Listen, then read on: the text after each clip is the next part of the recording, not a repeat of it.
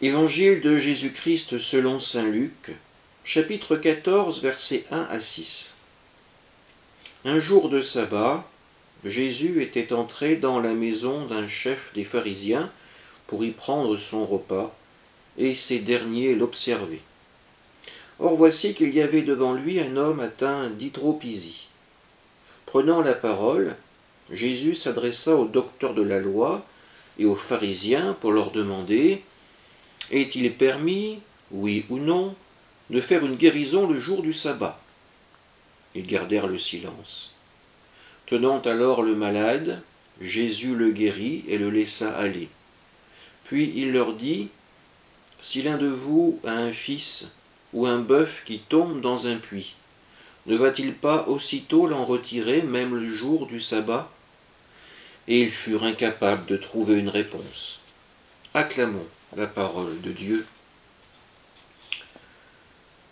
Jésus semble ici être dans un cadre relativement agréable. Il partage le repas rituel du sabbat. Il est dans la demeure d'un chef des pharisiens, mais l'assemblée présente a des projets plus funestes. Elle veut scruter l'attitude de Jésus afin d'y trouver quelque chose qui pourrait lui nuire, un geste de Jésus qui ne respecterait pas la loi. Et la scène qui suit risque de leur donner satisfaction. En effet, l'attention de Jésus est attirée par un homme qui souffre d'un œdème. Pourtant, connaissant les pensées de ses hôtes, Jésus n'effectue pas immédiatement la guérison, mais il pose à l'assemblée une question. Le jour du sabbat est-il permis de faire une guérison ? Les pharisiens présents se gardent bien de répondre. Ils ont encore en mémoire l'humiliation récente du chef de synagogue que nous avons entendu lundi dernier. Devant le silence de ces hommes, Jésus va guérir cet homme et ensuite poser à nouveau une question sur le sabbat. Peut-on sauver une vie ce jour-là ? Pour Jésus, il est bien plus important de sauver une vie plutôt que de la perdre.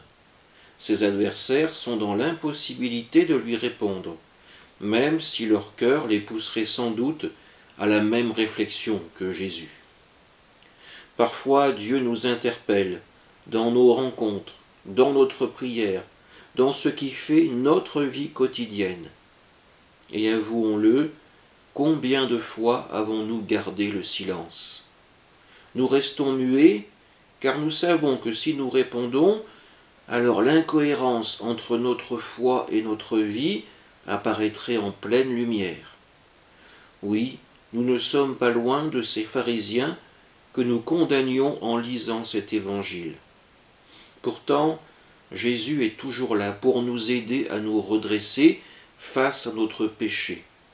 Sa main demeure tendue vers nous, le choix de la saisir nous appartient. Amen.